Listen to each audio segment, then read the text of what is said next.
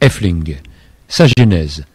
C'est une composition fragmentaire qui a nécessité 6 mois de travail après une élaboration et une maturation intellectuelle de près de 8 ans. Quelques explications. Elle se présente sous la forme de 9 fragments de croix gammées, déstructurés, qui montrent en leur cœur l'horreur du système concentrationnaire.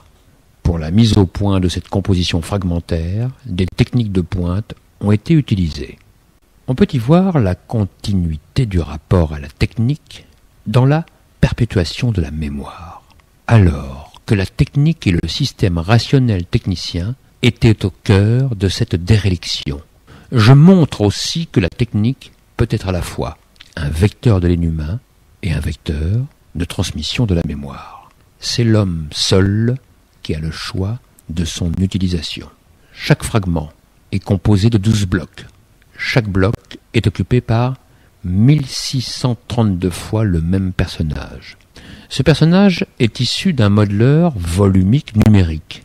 Il est neutre et sans signe distinctif.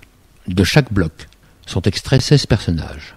En enlevant 11 à la somme totale des personnages de la composition, particulièrement dans le bloc 30, ces indications permettent d'identifier le numéro d'un déporté assigné à ce même bloc 30. L'identification se fait ainsi.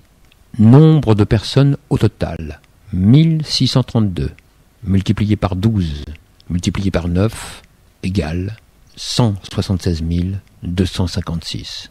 Nombre de personnes enlevées, 16, multiplié par 12, multiplié par 9, égale 1728. 176 256 moins 1728 égale 174 528. Et enfin donc, élimination des 11 derniers dans le bloc 30, 174 528 moins 11 égale 174 517. Pour le nombre de personnes au total, il s'agit de la déportation de masse.